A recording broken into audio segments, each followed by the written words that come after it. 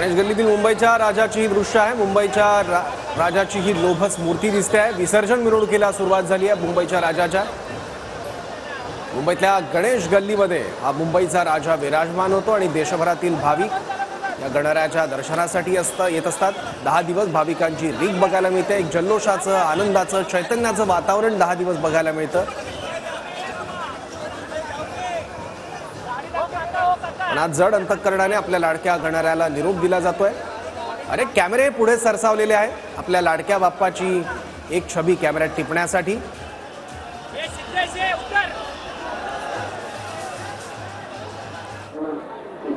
दुसरीकडे लालबागच्या राजाच्या दरबारात गुलालाची उधळण केली जात आहे। लालबागच्या राजा मंडळाचे कार्यकर्ते दिसत आहेत आणि थोड्याच वेळात लालबागच्या राजा मंडळाच्या देखील विसर्जन मिरवणुकीला सुरुवात होणार आहे।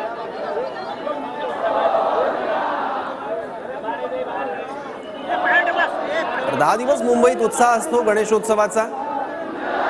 अक्षरशः मुंबईला जत्रेचं स्वरूप प्राप्त होतं। इतक्या मोठ्या संख्येने लोक दिवस रात्र काहीही न बघता आपल्या लाडक्या गणरायाच्या चरणी लीन होत असतात। गणरायाच्या दर्शनासाठी उत्साह तसा असतो। तर दुसरीकडे आता मिरवणुका निघण्यास सुरुवात झालेली आहे मुंबईत। तेजूकाया मंडळाची मूर्ती आपण बघतोय। मुंबईतलं मानाचं मंडळ म्हणून देखील त्याला ओळखलं जातं।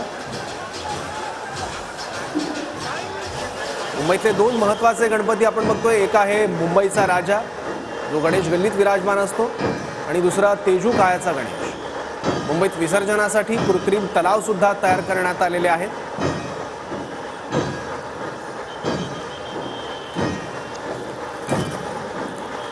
मुंबईचा राजा अशी ख्याती असलेल्या लालबागमधल्या गणेश गल्लीतल्या यंदाच्या गणरायाची मूर्ती आणि सजावट ही दरवर्षी आकर्षक असते आणि तशीच भव्य दिव्य मूर्ती यावर्षी सुद्धा आहे। 1928 साली पहिल्यांदा या गणेश मंडळाची स्थापना करण्यात आलेली होती आणि विशेष म्हणजे यंदा हे मंडळाचं 96वं वर्ष होतं।